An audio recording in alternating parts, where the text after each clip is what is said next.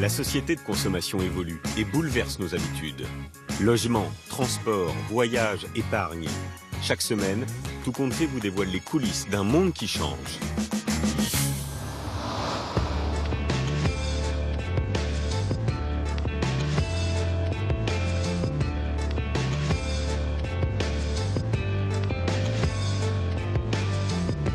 Bienvenue à tous. Comment échapper à la dictature du sucre? Eh bien, c'est la grande question à laquelle nous allons tenter de répondre aujourd'hui. Même si vous allez le voir, le pari est quasi impossible tant le sucre est aujourd'hui présent partout dans notre alimentation. Savez-vous quelle est votre consommation de sucre chaque année? 1 kg, 2 kg, peut-être plus, peut-être moins? Eh bien, vous êtes loin du compte. Regardez, chaque année, c'est 35 kg de sucre que vous ingurgitez, parfois sans le savoir. Ça représente cette pyramide, 35 kg. C'est 7000 petits morceaux de sucre comme celui-ci que vous mangez chaque année. Alors comment l'industrie et comment ces géants du sucre se sont imposés dans notre alimentation? Pourquoi les pouvoirs publics semblent impuissants? Sucre, comment ils nous rendent accros? C'est une enquête signée Emmanuel Mesplède. Et Lazare, va falloir faire les pochettes aussi, hein, Loulou. Comme la plupart d'entre nous, Antoine ne se rend pas compte de la quantité de sucre que consomme sa famille tout au long de l'année. Cet après-midi, c'est l'anniversaire de son fils Lazare qui fête ses 8 ans. Alors je mets 2 têtes brûlées. 2 têtes brûlées, une de chaque couleur. 1, 2 et ça. Pour ses copains, il prépare des petits cadeaux, des bonbons. Quand tu es dans la bouche. On est obligé parce que sinon c'est pas un anniversaire. Bah oui. Parce que sinon tout le monde va hurler. Alors comme pour n'importe quel goûter, Antoine ouvre des paquets de bonbons en grande quantité.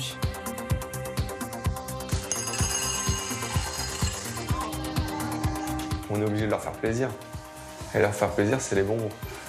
Ils seront accompagnés de soda, mais aussi de cookies. Et en plus de ça, Noémie, la maman, ne prépare non pas 1, mais 2 gâteaux d'anniversaire. Ça va, mon lapin? Oui. Une fois les 7 copains de Lazare arrivés, Ah, ils sont speed, hein. Tu fais mal ou pas? la petite orgie peut commencer. So, tu veux jouer, toi? Tu veux le faire? Entre 2 jeux, Alors, bonjour à tous. Bonjour. Je me présente, moi je m'appelle Clément et je suis inspecteur dans la police scientifique. les enfants ne pensent qu'à une chose. Se jeter sur toutes ces sucreries.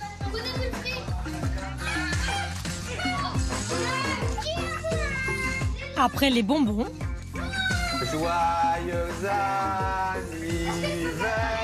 anniversaire, Lazare. place au gâteau d'anniversaire. Alors quelle quantité de sucre ont-ils ingurgité? Nous avons fait les comptes et c'est impressionnant.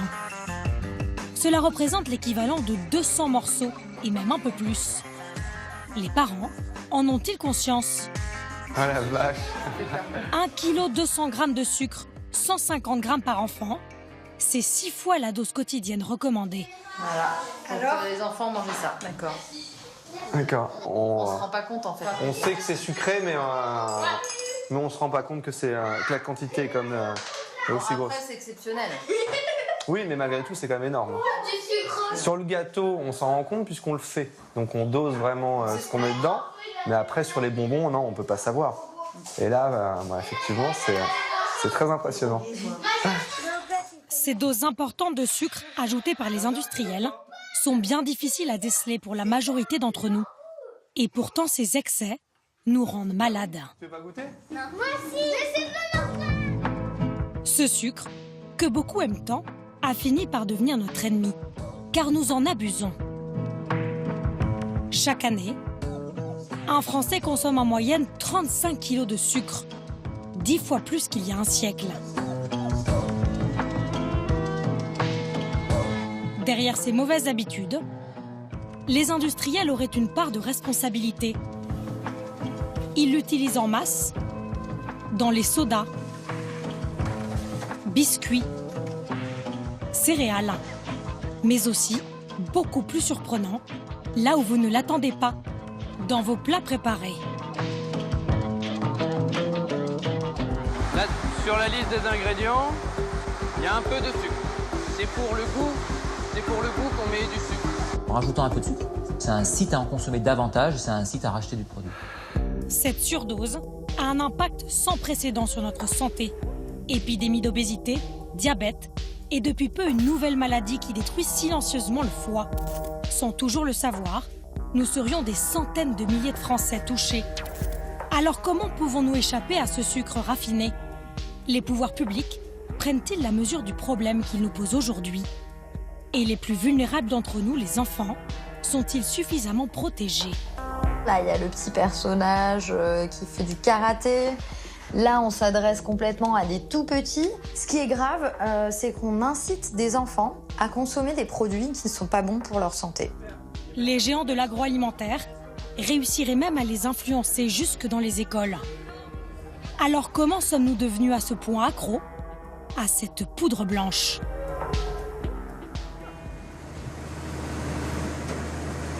Si les industriels l'utilisent autant, c'est d'abord parce qu'il est très bon marché. Tout commence dans d'immenses champs comme celui-ci. Nous sommes en Picardie. 85% du sucre que nous consommons en France vient de la betterave à sucre. Fabien, ouvrier agricole, les récolte chaque année à l'automne. En fait, on arrache 6 routes de betterave à la peau. 6 rangs. Une production suivie de près. Bonjour, monsieur Amourette. Ça fait plaisir de vous revoir. Bruno Labillois est l'un des responsables de la coopérative Cristal Union, numéro 2 du secteur en France. Sa société va acheter la récolte. Il vient s'assurer que l'année sera bonne. On va aller voir de près un peu la qualité du chantier. On va en prendre une belle. Elle pèse en général entre 500 et 700 grammes. Quand on la coupe, la betterave, on voit bien les anneaux de sucre. Je vais goûter le cru betterave 2018. Ouais, vous me direz ce qu'il en est. Elle est bonne. Bien sucré. Elle fait a priori cette année 19% de sucre, ce qui est une belle année. Comme la canne à sucre, la betterave est l'un des végétaux qui contient le plus de sucre, 18% en moyenne. Elle nécessite peu de main-d'œuvre et en ce moment il y a une surproduction, ce qui fait d'elle une matière première très bon marché.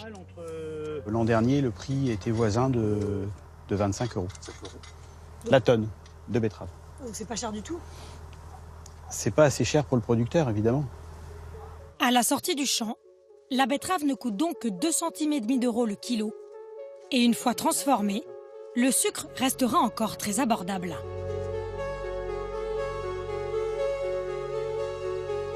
À quelques kilomètres du champ, l'usine sucrière. En pleine saison comme maintenant, elle tourne 7 jours sur 7, 24 heures sur 24. Il faudra 7 kilos de betterave pour produire 1 kilo de sucre. Vincent Lagasse est le directeur. Vous tombez bien. Alors comment va le chromène? Il y a des vibrations à nouveau? Chaque jour ici, 16 000 tonnes de betteraves sont transformées en sucre. Elles passent d'abord dans ce gros cylindre pour être lavées. Puis elles sont découpées en ces très fines lamelles, appelées des cossettes. Après cette étape, la racine disparaît complètement. Donc là, on arrive à la 3e étape du process, qui est la diffusion. Donc dans ce grand tube, on va diffuser pendant 1 heure environ les cossettes pour que le sucre puisse venir dans l'eau chaude. Un peu comme si vous plongiez un sachet de thé dans de l'eau à 90 degrés. Le sucre quitte son enveloppe pour rejoindre l'eau chaude. Le jus sucré obtenu est ensuite porté à ébullition pour se transformer en sirop. Et enfin, après évaporation, la matière commence à cristalliser. C'est la première fois qu'on commence à voir apparaître du sucre. Dernière étape, la matière cristallisée passe dans ces grosses essoreuses. Puis le sucre tel que vous le connaissez apparaît. Toutes les qualités nutritionnelles de la betterave ont été éliminées. Vitamines, minéraux, fibres. Il ne reste plus qu'un seul composant. Alors ce sucre-là, il est parfaitement pur et il est constitué uniquement de molécules de saccharose. Chaque jour, 2 à 3 000 tonnes de sucre sortent de cette usine. Il sera vendu à des industriels de l'agroalimentaire. Son prix est fixé par un cours mondial, autour de 30 centimes d'euros le kilo. C'est presque 10 fois moins que le café, par exemple. Cette matière première si bon marché est donc très intéressante pour la suite de la filière. Ceux qui l'utilisent le plus, ce sont évidemment les fabricants de produits sucrés, comme les biscuits ou les céréales. Et bien souvent, dans des quantités qui paraissent disproportionnées par rapport aux recettes maison. Par exemple, ce paquet de gâteaux contient l'équivalent de 13 morceaux de sucre. Alors pourquoi de telles doses ? Aucun grand groupe de l'agroalimentaire n'a accepté de nous ouvrir ses portes. Seule cette biscuiterie près de Lyon a bien voulu nous montrer son processus de fabrication. Consciente du problème de santé publique autour du sucre, cette PME a baissé les quantités utilisées. Il faudrait qu'ils puissent les emballer ce matin pour qu'on puisse voir pour passer la commande du sucre. Mais malgré tout, elle continue de se servir de cet ingrédient indispensable pour eux. Marie-Vonne Louvain gère la société avec son frère Gérard. L'entreprise familiale fait 1,5 million d'euros de chiffre d'affaires et vend ses produits à la grande distribution. On fait de la meringue aromatisée. Là, on fait beaucoup de pâtes sablées, enfin pâtes sucrées, pardon, pour les lunettes. Mais aussi des moelleux, des macarons et des rochers coco. Pour les fabriquer, le sucre est l'ingrédient le plus important. Avec son directeur de production, Marie-Vonne s'assure en permanence de ne pas en manquer. Elle sera livrée lundi. Big bag de sucre, il en reste quoi ? 4. D'accord, donc il faut qu'on passe la commande aujourd'hui. Par contre, il faut qu'on sache si on prend de la semoule ou du cristal. On prend les deux. On prend moitié-moitié ? On prend moitié-moitié. Nous, on passe 150 tonnes de sucre à l'année. Automatiquement, le sucre, c'est la première matière première. Et son avantage, c'est son tarif. Marie-Vonne, qui passe par un grossiste, le paye 50 centimes d'euros le kilo. À part la farine qu'ils achètent 35 centimes d'euros le kilo, tous les autres ingrédients sont bien plus coûteux. Là, c'est de la noix de coco. Elle est actuellement à 2,80 à peu près. Là, vous avez la poudre d'amande, de la poudre d'amande blanche. Ça, c'est très très cher pour nous. 8,50 à peu près. Le blanc d'œuf, aujourd'hui, il est à 1,30. Le sucre est très bon marché et pour les industriels, il a de multiples avantages. Allez, c'est parti. On commence. Exemple, avec la recette de ces lunettes fourrées à la fraise. Pour les 108 kilos produits ce jour-là, il faut 75 kilos de farine, 10 kilos d'œufs, 12 kilos de beurre fondu et 10 kilos de sucre dilué dans du lait. Cet ingrédient va évidemment apporter sa saveur sucrée, mais pas seulement. C'est un exhausteur de goût. Un exhausteur de goût, c'est lui qui amplifie tous les goûts qu'on a à la pâte. Si vous faites un biscuit sans sucre, vous aurez zéro goût. Vous aurez un goût de farine. Même si vous avez des œufs, vous aurez un goût de farine et ça s'arrêtera là. En plus de ça, c'est un conservateur naturel. Et c'est lui qui donne une jolie couleur au biscuit une fois cuit. Le sucre est très pratique pour les industriels, sans les faire dépenser trop. Alors même si ici ils font attention, 10% de sucre seulement dans cette pâte, les proportions vont considérablement augmenter dans la suite de la recette. Une fois la pâte moulée puis cuite, elle est garnie de confiture de fruits. La gelée est faite maison et cette fois-ci, elle contient 40% de sucre. Résultat en bout de chaîne. Voilà, produit fini. Pour 100 g de biscuits, 37 g de sucre, plus d'un tiers du produit. Mais impossible selon Jean-Marc de baisser plus. Au final, c'est une grosse quantité de sucre, bien sûr, sur le produit. Je ne peux pas... Nous, on ne sait pas faire moins. On ne sait pas faire moins. Pourquoi ? Parce que ma confiture, elle ne tiendrait pas. J'aurais une confiture coulante. Le biscuit, j'aurais pas un biscuit avec de la couleur, j'aurais pas de biscuit avec du craquant. Et en plus, il faut qu'il y ait un conservateur. Le conservateur, c'est le sucre. C'est donc pour toutes ces raisons que les fabricants de biscuits, bonbons et céréales utilisent cette poudre blanche plus que nous le faisons dans nos recettes à la maison.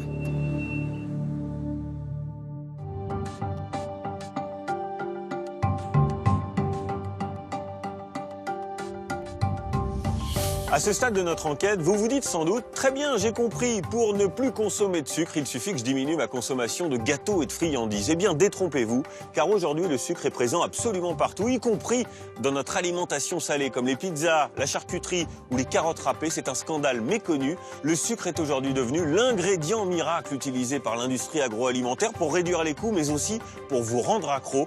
En 50 ans, la consommation de sucre dans le monde a ainsi triplé. Ce que vous allez découvrir est absolument édifiant. C'est l'un des tabous de l'industrie agroalimentaire. Il y aurait du sucre ajouté dans des recettes salées. Nous avons voulu le vérifier, mais là encore, nous avons eu beaucoup de mal à nous faire ouvrir les portes. Ce fabricant de plats préparés est l'un des rares à avoir accepté. 160 000 boîtes de conserve sortent chaque jour de cette usine. Ils ne préparent ici que des plats salés. Pourtant, la plupart d'entre eux contiennent bien du sucre.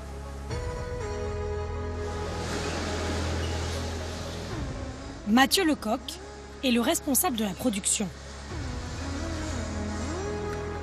Jean-Anthony, ça va? Ici, la viande et les légumes sont surgelés et arrivent par palettes. Puis la préparation des plats peut commencer, comme aujourd'hui ce coq à la bière. D'un côté, les accompagnements sont lavés et pré-cuits.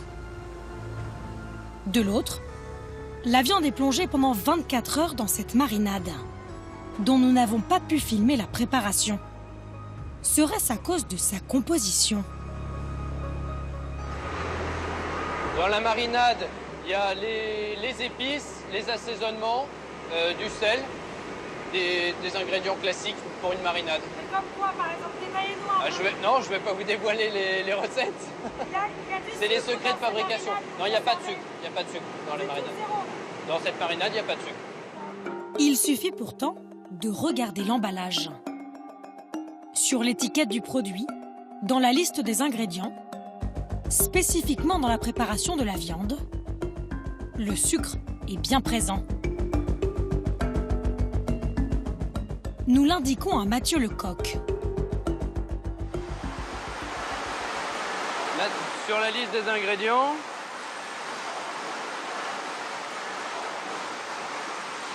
il y a un peu de sucre. Il est à quel moment? Parce qu'on n'a pas vu tout ça. Ça va être au moment de la préparation, de la décongélation des viandes. Et pourquoi alors? C'est une question organoleptique. C'est pour le goût qu'on met du sucre, simplement. S'ils en mettent, ce serait selon lui pour respecter une manière de faire traditionnelle. Nous, notre objectif, c'est vraiment de développer une recette qui sera le plus proche possible de ce qu'on peut réaliser à la maison. Donc, c'est ce qui va faire que le client final aura envie de racheter notre produit. Alors nous avons cherché sur Internet la recette du coq à la bière, sur des blogs et des sites spécialisés. Dans aucune d'entre elles, nous n'avons trouvé de traces de sucre. Et ici, ils en ajoutent aussi dans d'autres plats, comme nous l'explique cet employé. Ah oui, il y a du sucre, on met du sucre comme du sucre. Par exemple, dans les lentilles cuisinées à l'auvergnate, il y a un peu de sucre. Du sucre dans des lentilles à l'auvergnate? Ah bon? Encore une fois, nous avons beau chercher, nulle part nous n'avons trouvé de sucre. Alors pourquoi les industriels en rajoutent-ils là où ne nous l'imaginons pas? Prenez par exemple cette boîte de petits pois carottes, 1,5 carré de sucre.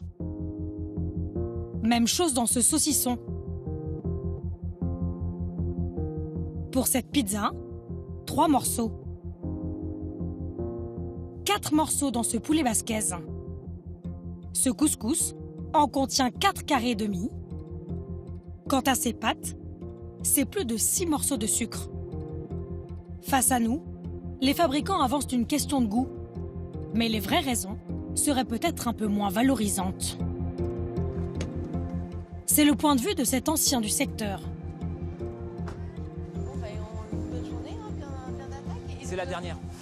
Christophe Brusset se présente comme un ingénieur repenti. Il se dit écœuré par les pratiques de l'industrie agroalimentaire et a décidé de raconter l'envers du décor. Alors je me mets au niveau des marques, c'est ça?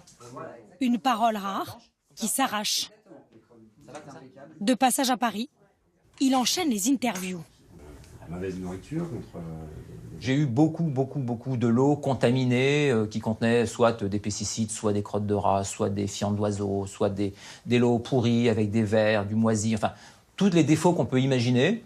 Pendant plusieurs années, Merci beaucoup. Merci à vous. il a travaillé dans de grands groupes qui fabriquent du ketchup, du thé ou des sauces vinaigrettes vendues à la grande distribution. Nous lui avons montré les images de fabrication du coq à la bière. Pour lui, rien de surprenant.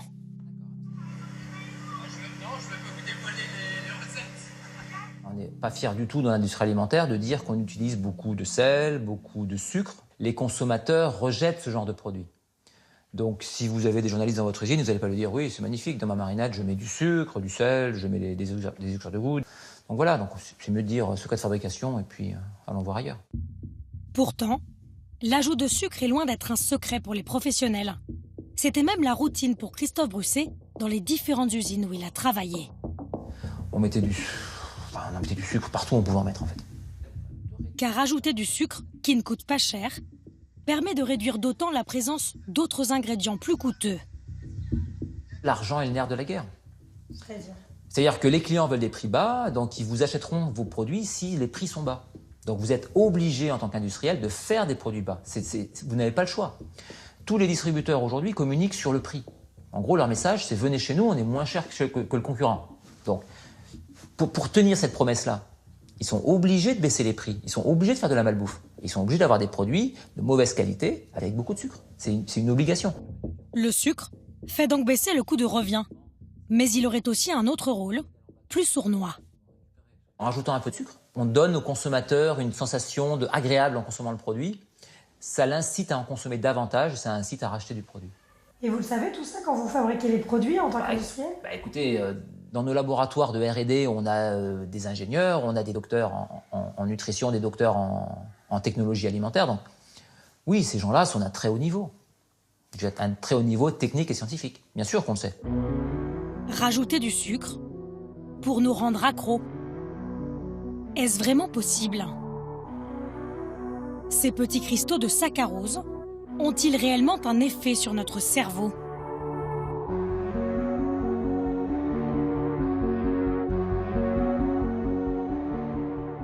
À Bordeaux, Serge Ahmed l'a prouvé. Il est chercheur au CNRS. Dans ce laboratoire, avec son équipe, il teste le pouvoir addictif du sucre sur des rats. C'est une cage de conditionnement qui vous permet de tester le choix entre une dose intraveineuse de cocaïne et une dose de sucre à 10%. Donc 10% étant la concentration que l'on trouve habituellement dans les boissons sucrées.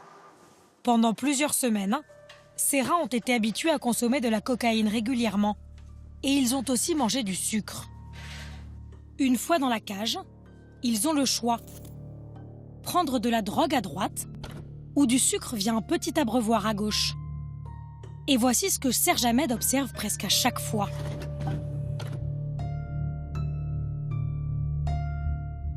Le rat choisit l'eau sucrée. Serge Ahmed a été le premier chercheur à prouver que le sucre peut rendre accro autant que des drogues dures. Une information qui a fait le tour du monde. En fait, quand nous avalons du sucre, le glucose qu'il contient active automatiquement une zone de notre cerveau, le circuit de la récompense. Donc lorsque ce système est activé, en fait ce qui va se passer au niveau des neurones eux-mêmes, c'est qu'ils vont libérer la dopamine, que l'on peut considérer aujourd'hui comme l'hormone du désir de plaisir. C'est-à-dire c'est celle qui nous donne envie de répéter l'expérience de plaisir qui a été générée par la consommation de sucre et également qui va conditionner nos désirs futurs pour cette substance. En clair, plus vous consommez de sucre, plus vous avez envie d'en reprendre. Exactement comme pour n'importe quelle drogue. Ce petit morceau de sucre, clairement, est capable de générer autant de cas d'addiction que la cocaïne ou l'héroïne. Et même, je dirais, puisque la population qui est exposée au sucre est beaucoup plus large que la population qui est exposée aux substances que je viens de mentionner, on peut dire qu'il y a plus de gens aujourd'hui qui sont dépendants au sucre qu'à la cocaïne ou à l'héroïne. Selon lui, 5% des adultes en France, soit 2 millions de personnes, seraient dépendants du sucre. C'est-à-dire qu'elles auraient besoin d'en consommer quotidiennement, avec de lourdes conséquences sur la santé publique. En 25 ans, le taux d'obésité a doublé dans l'Hexagone. Aujourd'hui, 15% des Français sont touchés. Et le sucre, sous toutes ses formes, a un rôle majeur. À cause de cette surconsommation, une nouvelle maladie est même apparue.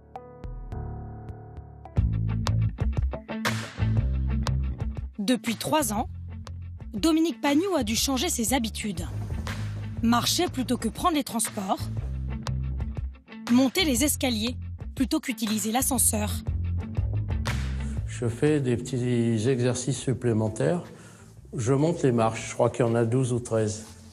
C'est pas le château de Versailles, ni l'Arc de Triomphe. Bonjour ma chérie. Son régime alimentaire a aussi été bouleversé. Quand il rentre chez lui, ce sont désormais des menus un peu austères qui l'attendent. Comme ce midi, jambon blanc et endives braisées. Cet ancien journaliste a dû faire une croix sur ses petits écarts quotidiens. Je travaillais, je sortais à minuit, il y avait un bar d'ouvert, je mangeais quoi? Un hot dog avec une bière, un truc comme ça, un peu n'importe quoi. Dominique n'a jamais été très sportif. Et comme beaucoup d'entre nous, il a souvent craqué pour des fast-foods, des biscuits industriels ou des pâtisseries, sans plus d'excès. À 50 ans, première alerte, il est diagnostiqué diabétique, mais ne fait pas vraiment de régime pour autant. Puis il y a 3 ans, il apprend qu'il a contracté une nouvelle maladie. La NASH, pour non-alcoolique stéatose hépatique. Cette grave inflammation du foie a été découverte aux États-Unis, le pays de la nourriture industrielle. Cette fois-ci, Dominique a dû mettre le holà sur le sucre. Je suis obligé quand même de réduire les doses, de ne pas me resservir. Je fais attention parce que le foie, je le sens quand même avec son espèce de protubérance. Moins je mange, moins je sens ma boule côté foie, côté hépatique. Là, c'est moins volumineux. Et donc, ça m'incite à moins manger. Non, mais c'est pas simple, quoi. Aujourd'hui, ce gourmand est condamné à remplacer le sucre par des édulcorants, comme la stevia. Ah, quel plaisir.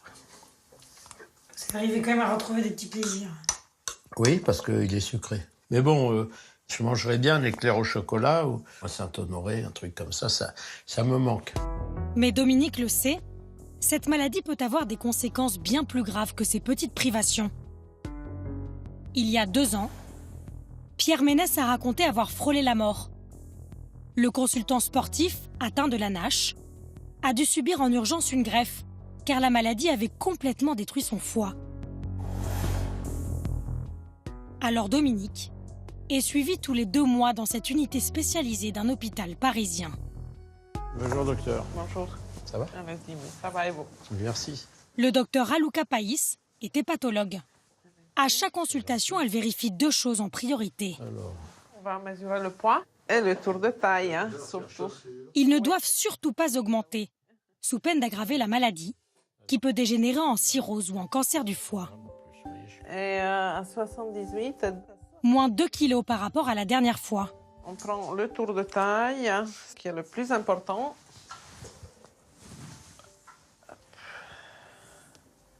Mais je triche pas. 108, et 1 centimètre en moins.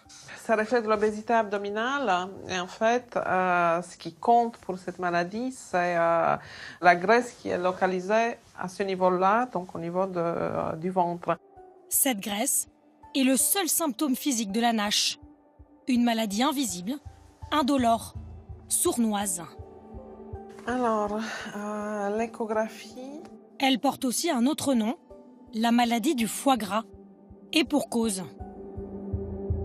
Ce qu'on peut voir quand même, c'est la présence du gras dans le foie.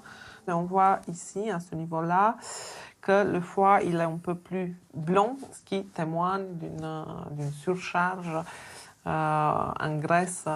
Cette graisse provoque une inflammation qui détruit progressivement le foie. Et son origine est bien connue. C'est dû clairement au mode de vie sédentaire. Hein. Donc, c'est le fait de ne pas faire suffisamment d'activité physique, le fait de manger parfois c'est les sucres et les gras qu'on retrouve dans l'alimentation. Je vous en prie, au revoir, monsieur Panu. Pour être sûr de ne pas voir son état se dégrader, Dominique devra à vie limiter sa consommation de sucre. Dans le service du docteur Païs, le nombre de cas a explosé ces dernières années. Elle suit aujourd'hui près de 200 malades. Selon certains spécialistes, 6% des Français seraient atteints de la NASH, mais l'immense majorité d'entre eux l'ignorent et prend donc de gros risques. Notre surconsommation de sucre pose donc un problème crucial de santé publique, et cela pour l'ensemble de la population.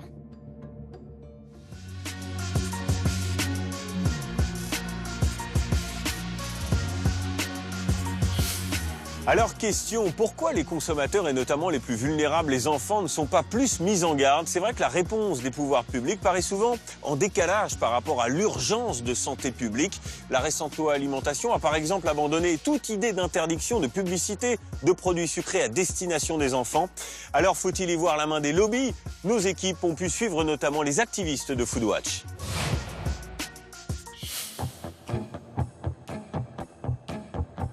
Dans les rues de la capitale, Mégane Gorbani et ses collègues partent à l'assaut des industriels de l'agroalimentaire. Alors, on va se mettre par là, non?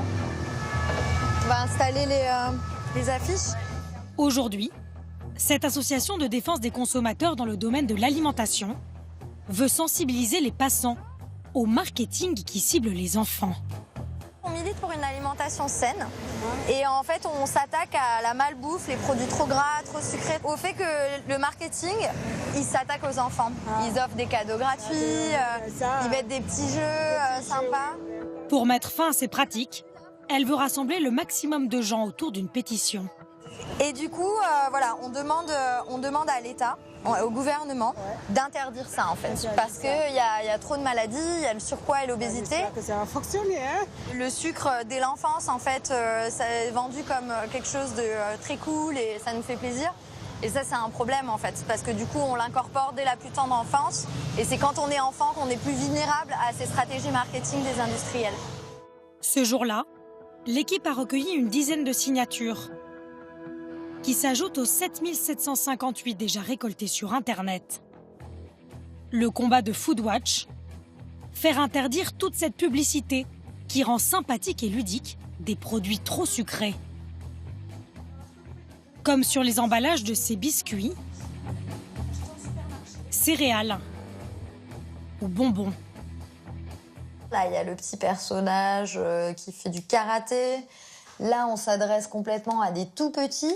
Et puis, on a une gourde magique qui est offerte, donc ça nous donne envie. Le petit nounours et en même temps, lui-même est un personnage enfantin. Et puis, là, ce qui est intéressant, c'est que le produit lui-même, le biscuit lui-même, devient l'univers enfantin. Donc, clairement, tous ces produits-là ciblent les enfants et pourtant, ils contiennent plein de sucre. Ces produits qui se présentent comme des alliés des enfants sont en fait de petites bombes nutritives. Dans ces compotes, l'équivalent de 3 carrés de sucre. Pour ces gâteaux chocolatés, c'est 6 morceaux. 6 carrés et demi pour ces céréales. Et ce paquet de bonbons contient 11 morceaux de sucre. Selon Mégane, seule une loi pourrait contraindre les industriels à arrêter ce marketing visant les enfants. Même si dans le débat public, ces groupes affichent parfois leur bonne volonté. Il y a un décalage entre le bon vouloir des industriels, ce qu'ils prétendent dans leur communication, et ce qui se passe dans la réalité de leur pratique marketing. C'est pour ça qu'il faut un cadre plus strict et contraignant et qui sanctionne ce type de pratique. En juin dernier, des députés avaient déposé cet amendement au projet de loi sur l'alimentation.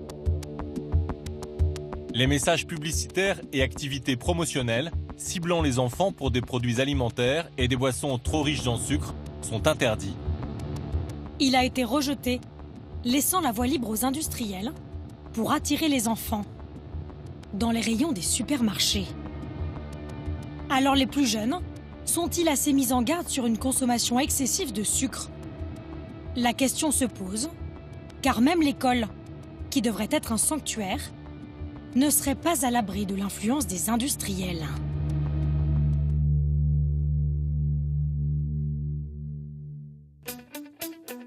Dans cet établissement parisien, c'est aujourd'hui le lancement d'un événement festif que connaissent tous les enfants, la Semaine du goût. Comme chaque année à l'automne, des millions d'écoliers vont découvrir les saveurs à travers des ateliers. Bonjour les enfants. Les plus chanceux d'entre eux reçoivent même de grands chefs dans leur classe. On va vous mettre une toque, qu'est-ce que vous en pensez? Comme ici Christian Lesquer, 3 étoiles au guide Michelin. Ça vous va bien? Je suis là pour vous expliquer combien de saveurs il y a? 4. 4 plus, ils ont découvert une 5e. Les enfants vont déguster plusieurs produits pour réveiller leurs papilles.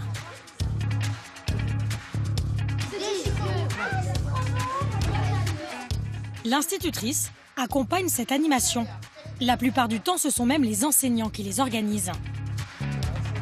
Pour les aider, la Semaine du goût leur propose d'utiliser ces fiches pédagogiques. Un dossier d'une 40aine de pages, avec des leçons pour instruire les enfants sur l'alimentation et les principes de base d'une nourriture équilibrée. Au programme, découvrir les 5 sens, le petit déjeuner, les métiers du goût, mais au milieu de tout ça, une leçon entière est consacrée au sucre, créateur de bon goût. 3 pages entières de jeux, d'expériences à réaliser et d'explications sur le sucre raffiné, sans aucune mise en garde sur les dangers d'une consommation excessive. Nous avons demandé à Sophie Gerstenhaber, la directrice de la Semaine du goût qui nous a rejoints dans cette école, pourquoi ce produit si controversé sur le plan de la santé des enfants était ainsi mis en avant. Pourquoi est-ce qu'il y a une leçon qui est spécialement dédiée au sucre? Est-ce que ça a sa place le sucre, dans une école alors qu'il y a un enfant obèse sur 6? Alors, le sucre, vous ne pouvez pas l'enlever. La preuve en est sur le tableau. Christian Lesquer, qui a fait la leçon de goût, il vous parle des 5 saveurs et il vous parle de la saveur sucrée. Donc, qui est la préférée des enfants en plus. En plus, donc elle fait partie, donc on ne va pas dire « Ah non, on ne parle pas du sucre, parce que le sucre, il faut en parler ». Mais ce qui nous intrigue, c'est l'historique de la Semaine du goût. Sur le site officiel de l'événement, il est expliqué qu'elle a été créée en 1990. Le fondateur s'appelait la Collective du sucre. Aujourd'hui baptisé le CEDUS, pour Centre d'études et de documentation du sucre. Un organisme dont l'un des buts est la création et la diffusion d'outils documentaires et pédagogiques. Comprenez, faire la promotion de la filière. Après avoir été critiqué pour ce lien avec le CEDUS, la Semaine du goût a pris ses distances. C'est écrit noir sur blanc dans le dossier de presse. Et Sophie Gerstenhaber nous le confirme. Ils ne sont mais nullement à la manœuvre. Justement, nous avons d'ailleurs bien écrit qu'ils s'étaient complètement retirés. Et aujourd'hui, tout ce que nous faisons est porté par une fondation. Il y a un comité exécutif de la fondation qui est composé de personnes scientifiques. Et c'est avec eux qu'on crée toute la programmation de cette semaine. Aujourd'hui, cette initiation aux saveurs est donc organisée par une fondation pour l'innovation et la transmission du goût. Est-elle pour autant plus indépendante de l'industrie agroalimentaire? Derrière cette fondation, 2 agences de relations publiques. Hopscotch, qui via l'une de ses filiales, fait la communication de grands groupes, comme Danone, Mondelez, qui possède notamment la marque Lu, Lindt ou PepsiCo. La seconde, Sopexin, travaille avec McCain, Florette ou Le Sieur. Et au sein du comité exécutif, le spécialiste de la nutrition, c'est le professeur Jean-Michel Le Cerf. Pour en savoir plus sur lui, nous sommes allés voir un autre médecin. Comment est-ce que je dois vous appeler? Bonjour. Un lanceur d'alerte. On va appeler ça un démanipulateur, plutôt. Ce généraliste est connu pour dénoncer le lobbying dans le domaine de la santé, sur son blog et dans une émission de radio. Bon, bien évidemment, je ne me permets pas de médire d'un confrère tout à fait prestigieux et compétent. Mais je dirais que la spécialité du docteur Le Cerf, c'est la nutrition dans le sens de sa présence au sein des groupes scientifiques des principaux lobbies agroalimentaires. Jean-Michel Le Cerf a notamment été président du comité scientifique de la FICT, l'interprofessionnelle de la charcuterie, et membre du comité scientifique du CNIEL, celle du lait. On a confié l'éducation des enfants, la semaine du goût, à des gens spécialisés dans le lobby. À partir du moment où on laisse des lobbies faire l'éducation, on fait des économies à court terme, mais ça va se payer très cher après en termes de santé publique, d'obésité infantile et de maladies liées à l'abus de sucre. Contacté, Jean-Michel Le Cerf affirme que ses anciennes fonctions ne remettent pas en cause l'indépendance de son travail scientifique au sein de la semaine du goût. Alors si le lobby du sucre n'est plus officiellement derrière l'événement, la semaine du goût ne serait-elle pas encore sous l'influence des grands groupes agroalimentaires? Nos questions finissent par agacer Sophie Gerstenhaber.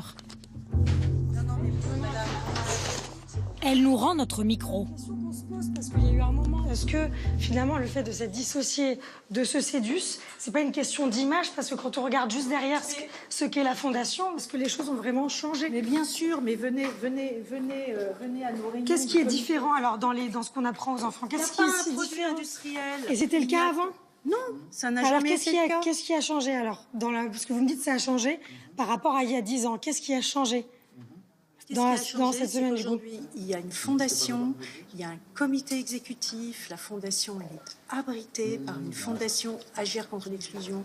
Tout ce que nous faisons est vérifié, les comptes sont vérifiés. Et alors pourquoi est-ce qu'il y a encore des séquences entières sur le sucre? C'est ça la question. Le sucre, il doit y avoir une séquence sur l'acide, il doit y avoir une séquence. Mais il n'y a pas ça dans le kit pédagogique. Mais on va le faire. Et alors, il y a une séance. Vous vous engagez à le faire alors? Mais bien sûr. La semaine du goût s'adresse chaque année à des millions d'écoliers. Alors reste une question. Ne devrait-elle pas être organisée par une structure totalement indépendante, sans aucun lien avec l'industrie agroalimentaire?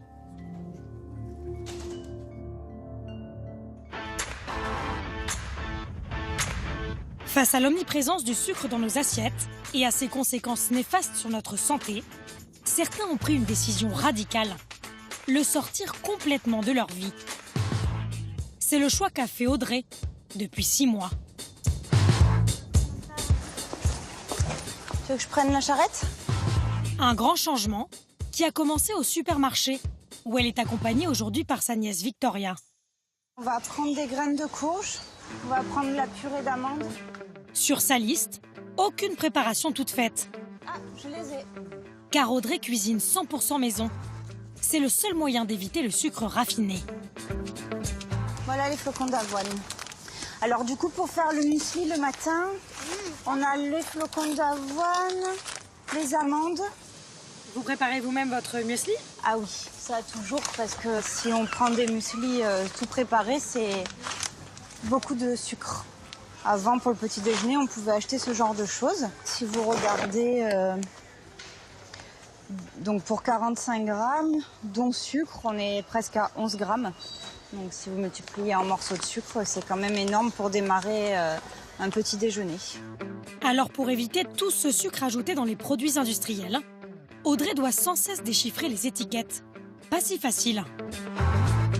Donc là, si vous prenez par exemple du jambon, tout ce qu'il y a de plus simple, normalement pas aromatisé, rien du tout. Vous pouvez regarder dans la liste des ingrédients.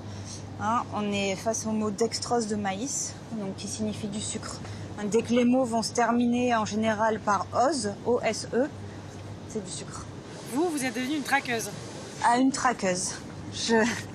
Une bonne paire de lunettes surtout. C'est bon, on a tout.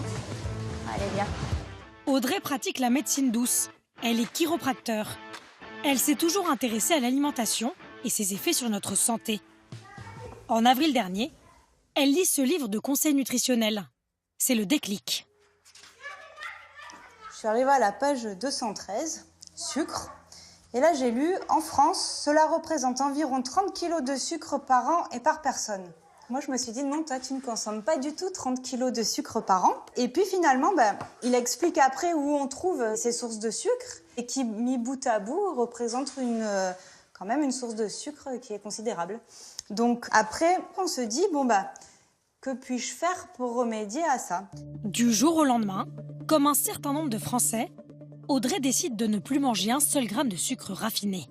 En effet, il n'est pas du tout indispensable dans le cadre d'une alimentation équilibrée.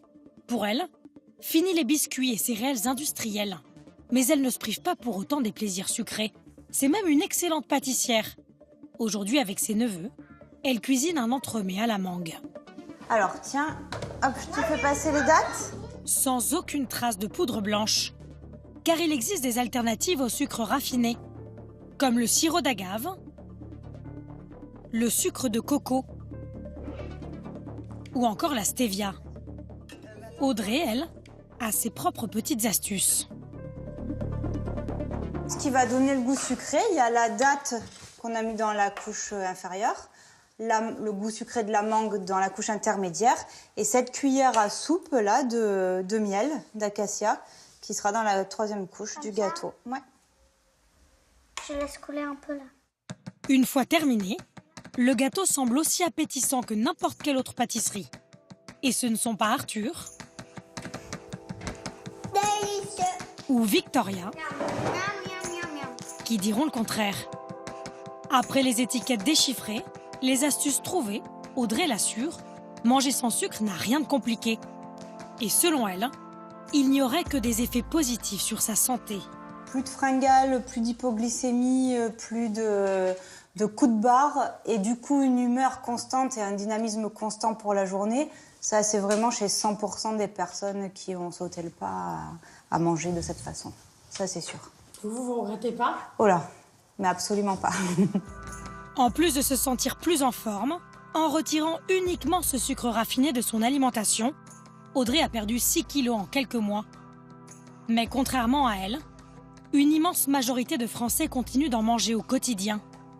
La consommation est stable, près de 100 grammes par jour par personne, l'équivalent de 20 morceaux.